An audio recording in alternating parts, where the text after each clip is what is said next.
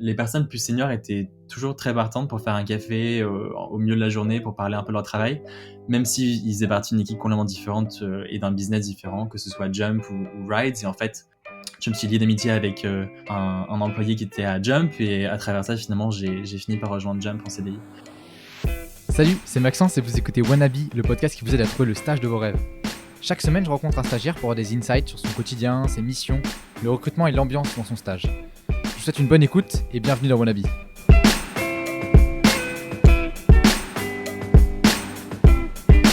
Ok, salut Sifrin, merci beaucoup de prendre le temps de venir répondre aux questions sur le podcast. Est-ce que dans un premier temps, tu pourrais te présenter ton parcours et puis le stage dont tu es venu nous parler ? Bien sûr. Donc je m'appelle Sifrin, je suis récemment diplômé d'un double master en management à la LBS à Londres et à l'université Fudan de Shanghai. Et avant ça, j'ai étudié les sciences sociales à Sciences Po Paris et Princeton aux États-Unis. Et en fait, entre mon M1 à Londres et mon M2 à Shanghai, j'ai effectué un stage à Uber Eats dans leur équipe d'opération dans le bureau de Londres. Voilà. Ok, très clair.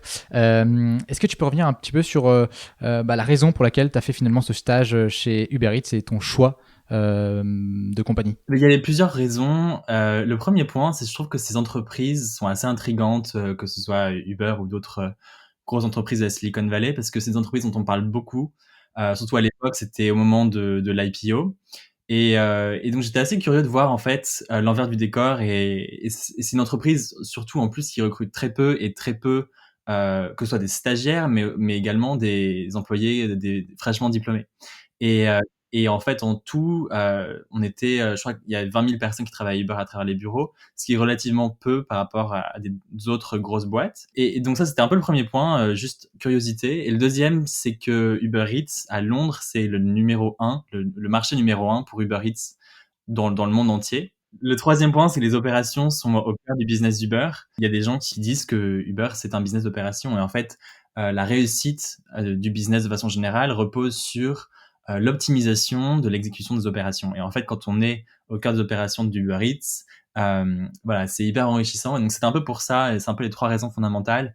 Il y a évidemment le fait que j'avais entendu parler de l'équipe en particulier, que je savais qui était très internationale, et on en parlera plus en détail, j'imagine, par la suite, mais c'était aussi un facteur important. Ok, trop bien, hyper intéressant.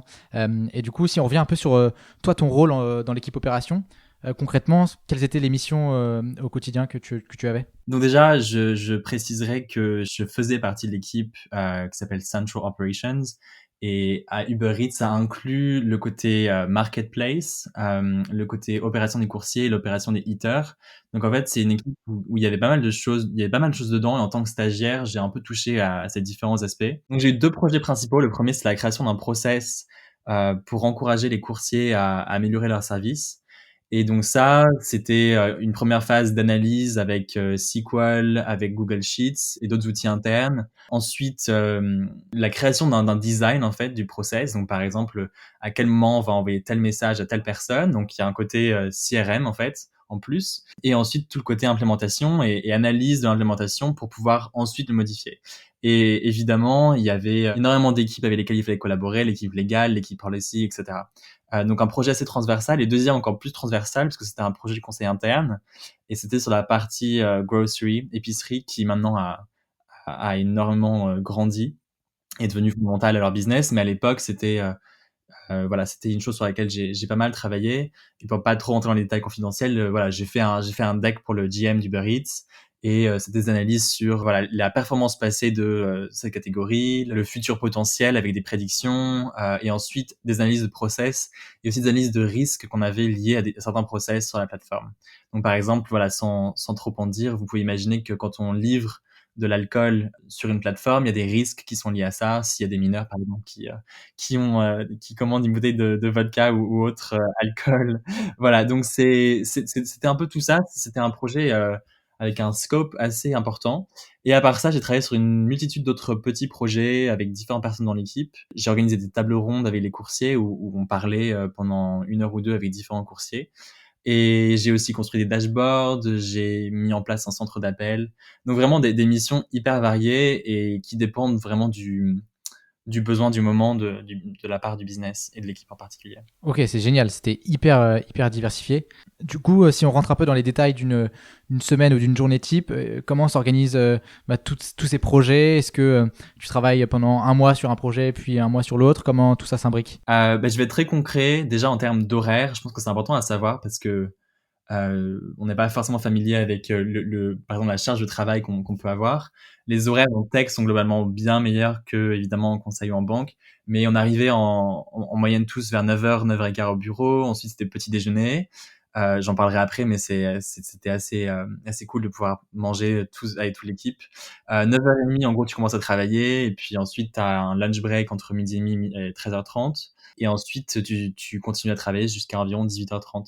Et voilà, donc c'est rare que les gens restent après 18h30, donc c'était des horaires qui étaient globalement assez bons, mais après c'est assez intense pendant la journée et ça dépend vraiment en fait de ta charge de travail en fonction des projets que tu fais. Donc ça dépend vraiment d'une semaine à une autre.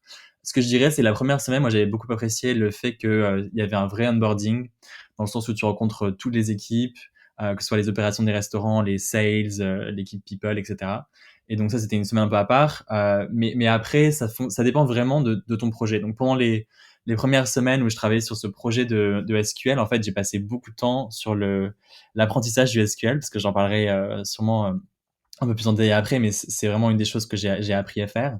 Et donc, ils m'ont laissé pas mal de temps. Juste, j'ai passé 2-3 jours à faire que des trainings là-dessus pour mieux comprendre comment fonctionnait le langage. Et ensuite, parfois, je pouvais faire des journées où, en fait, je travaillais complètement tout seul et j'avais juste un meeting peut-être avec mon manager de 10 minutes. Et d'autres journées où, par contre, ça pouvait être beaucoup plus rythmé avec des meetings avec d'autres équipes opérationnelles où on collaborait à travers les équipes. Il y a toutes ces réunions, évidemment, qui sont un peu ad hoc en fonction de la charge de travail que tu as. Mais en plus de ça, il y a des réunions régulières qui rythment la semaine. Donc, tu as des réunions avec ton manager, qui était moi, pour moi, le head of Central Operations. Et donc, avec lui, j'avais un one-on-one d'1 heure chaque semaine. On parlait des projets, mais on parlait aussi de plein d'autres choses, développement personnel, etc. Il y a des réunions avec ton équipe. Donc, je pense qu'il y en avait une, si je me souviens bien, chaque lundi matin. Et ensuite, chaque vendredi pour faire le point sur la semaine. C'était pas mal parce que du coup, en début de semaine, tout le monde parle un peu de ses buts pour la semaine et à la fin, tu fais le point sur ce qui a marché, ce qui a pas marché et ce qu'il faut que tu fasses pour la semaine d'après. Donc, c'était une bonne manière de célébrer avec un petit drink le vendredi soir. Et ensuite, sinon, il y a des réunions avec toutes les autres équipes Ops, tous les 2 semaines, etc. Enfin, il y avait pas mal de réunions différentes. Et la réunion qui je trouvais était assez intéressante, c'était la réunion qu'on appelle All Hands. Et donc là, c'est avec Dara Khosrowshahi, le CEO d'Uber, qui toutes les semaines fait 1 heure ou même plus de réunions avec toutes les équipes du monde qui du coup sur Zoom peuvent assister à la réunion. Et là c'est génial parce que tu as l'impression que tu fais partie de l'organisation et vraiment tu réalises que tu fais partie d'une multinationale avec des gens qui prennent la parole d'Amérique latine, d'Asie, d'Australie, etc. et qui travaillent tous sur des projets complètement différents et donc c'était hyper intéressant pour avoir un peu une vue plus high level. Et voilà, et puis, il y a aussi ce que j'ai beaucoup aimé aussi, c'est que parfois t'as des guests. Donc par exemple, on avait celui qui dirigeait un Français d'ailleurs qui dirigeait Uber Eats dans le monde, qui était venu dans le bureau de Londres nous faire une session de Q&A, donc c'était assez sympa. Donc voilà, vraiment ça dépend des semaines, il y a certaines routines, en même temps il y a des jours qui sont parfois complètement différents les uns les autres. Wow, bah écoute, merci beaucoup pour tous ces détails. Tout à l'heure, tu parlais du petit déjeuner d'équipe le lundi matin. Comment se passent justement les relations déjà entre stagiaires et plus globalement avec l'équipe opération? Les stagiaires, effectivement, on devait être 2 ou 3 et j'étais le seul à commencer quand j'ai commencé. Donc certains étaient déjà là, sont partis quand j'y étais. Donc il n'y avait pas vraiment d'esprit de promo. Donc je dirais que si votre but c'est de faire partie d'une promotion comme un peu à Google ou Salesforce, où il y a parfois des dizaines, même des centaines de stagiaires en même temps, là c'est pas du tout l'esprit. Et moi c'est ce que je recherchais personnellement parce que du coup tu as la exposure à toutes ces personnes qui sont beaucoup plus seniors et t'as très peu de gens peu expérimentés en fait. Donc t'apprends énormément. Mais donc avec les autres stagiaires, le peu de stagiaires, ça se passait très bien. On a eu quelques zooms parce qu'en fait il y avait d'autres stagiaires dans les autres bureaux. Donc moi j'étais à Londres, mais il y en a beaucoup qui étaient à Amsterdam, qui est le bureau central pour Uber en Europe. Enfin EMEA, donc Europe, Moyen-Orient et Afrique. À part ça, avec les collègues, généralement très très bien. Moi j'ai trouvé, surtout à Londres, que C'était un environnement très international et les collègues étaient très gentils, très ouverts et surtout très prêts à t'aider dans quel que soit le projet que tu aies en cours de route. Et donc j'ai trouvé que c'était vraiment un environnement assez bienveillant. Évidemment, ça dépend des équipes, mais en tout cas, c'était mon expérience. Et ce que je dirais aussi, c'est que les personnes plus seniors étaient toujours très partantes pour faire un café au milieu de la journée pour parler un peu de leur travail, même s'ils faisaient partie d'une équipe complètement différente et d'un business différent, que ce soit Jump ou Rides. Et en fait, par exemple, moi, je me suis lié d'amitié avec un employé qui était à Jump et à travers ça, finalement, j'ai fini par rejoindre Jump en CDI. Donc voilà, il y a vraiment une ambiance très ouverte. Ok, c'est génial. Ça donne envie. Est-ce que tu pourrais nous parler maintenant d'un moment marquant de ton stage? Voilà, une journée qui t'a marqué, peut-être le premier jour de ton stage, je sais pas. Est-ce que tu as quelque chose qui t'a marqué? Justement, oui, je voulais parler du premier jour de mon stage. Parce que c'était un jour hyper spécial. En l'été 2019, c'était l'été où il y avait, je sais pas si vous connaissez en France, mais Love Island, qui est la télé-réalité hyper populaire au Royaume-Uni. C'est un peu comme la story. Donc un vrai phénomène de société. Et Uber avait réussi à négocier pour être le sponsor principal. Et donc, mon premier jour, ça coïncidait avec le launch event. Et donc, mon premier jour, on est allé à l'agence marketing qui travaille en collaboration avec Uber dans l'est de Londres. Ils avaient fait un énorme event.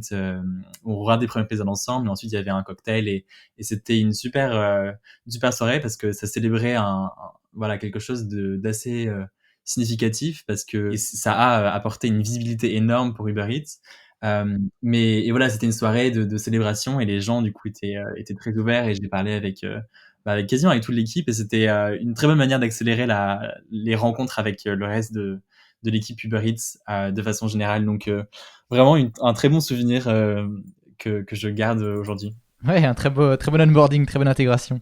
Euh, Tout à l'heure, tu as beaucoup parlé de SQL, donc je pense que c'est un de tes learnings principal dans ce stage, mais voilà, qu'est-ce que tu penses avoir appris globalement pendant ce stage? Ouais, absolument. Mais il y a à la fois des hard skills et des soft skills. En termes des hard skills, comme je mentionnais, il y a beaucoup de SQL. Et ce que j'ai beaucoup apprécié, c'est que moi, je n'avais jamais fait avant et ils m'ont fait confiance et ils m'ont beaucoup appris. Il y a des trainings internes, mais j'ai aussi reçu beaucoup de mentorship à ce niveau-là de mon manager qui était excellent à SQL. Donc voilà, c'était génial. Beaucoup d'analyses sur Google Sheets, donc voilà, assez classique, pivot tables, etc. Il y a énormément de data sur la livraison, vraiment de 0 à 1, quoi. Du moment où la commande est passée au moment où la nourriture est livrée. Et ensuite, comment, malgré la complexité des datasets d'Uber, comment en déduire des insights synthétiques et intéressants et comment raconter une histoire pour le reste de l'équipe, quoi. Et donc comment synthétiser, comment faire du storytelling avec des datas très complexes. Et je pense que ça, c'est quelque chose d'applicable dans tous les business aujourd'hui.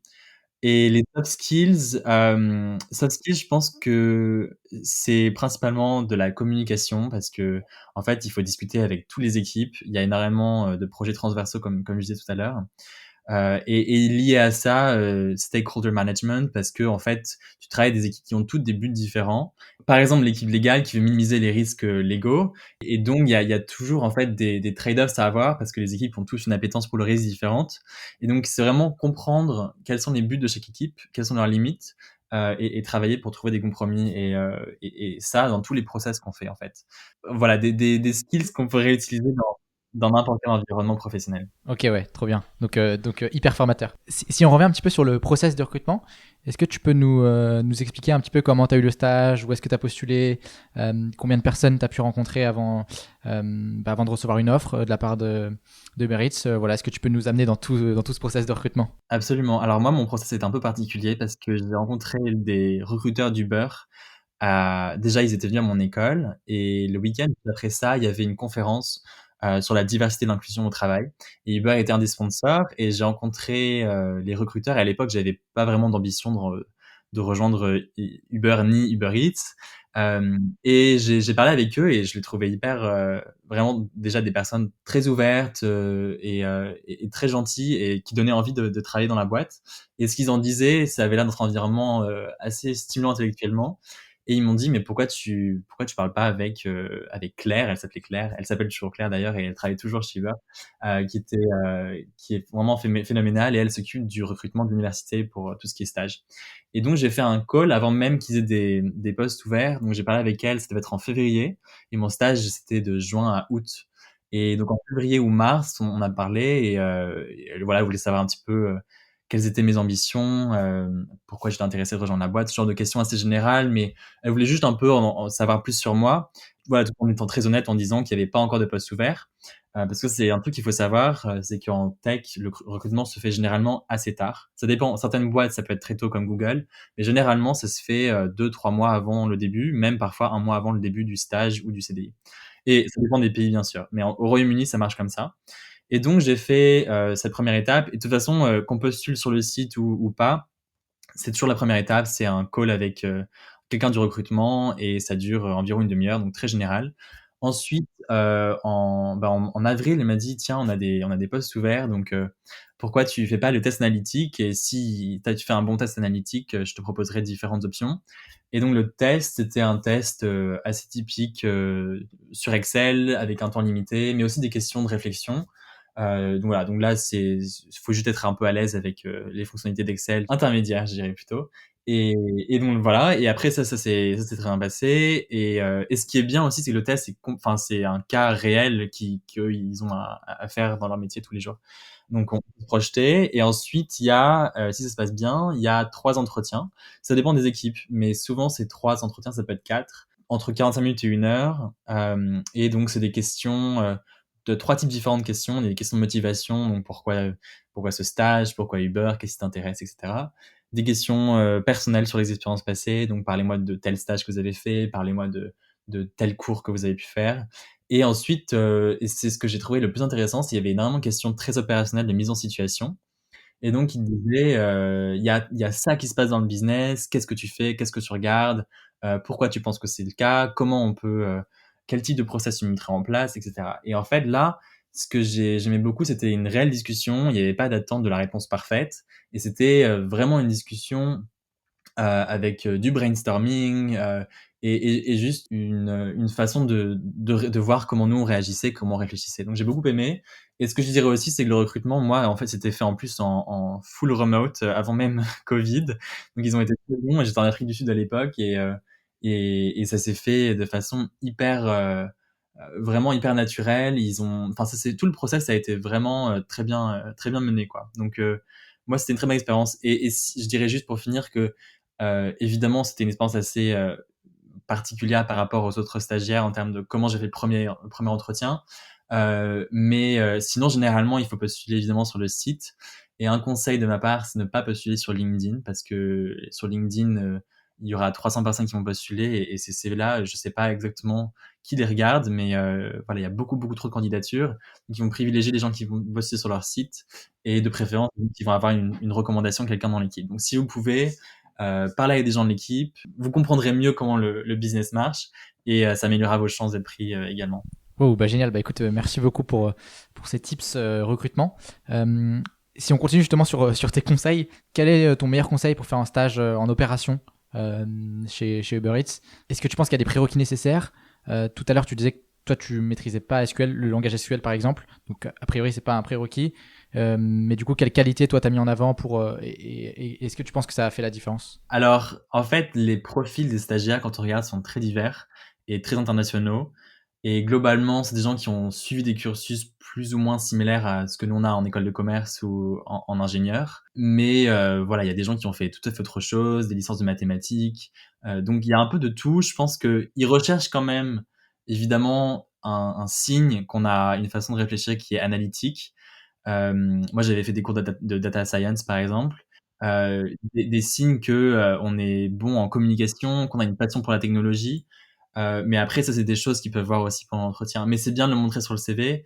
Mais généralement, ce que je dirais, c'est qu'ils recherchent des gens qui sont très curieux et qui ont beaucoup de potentiel.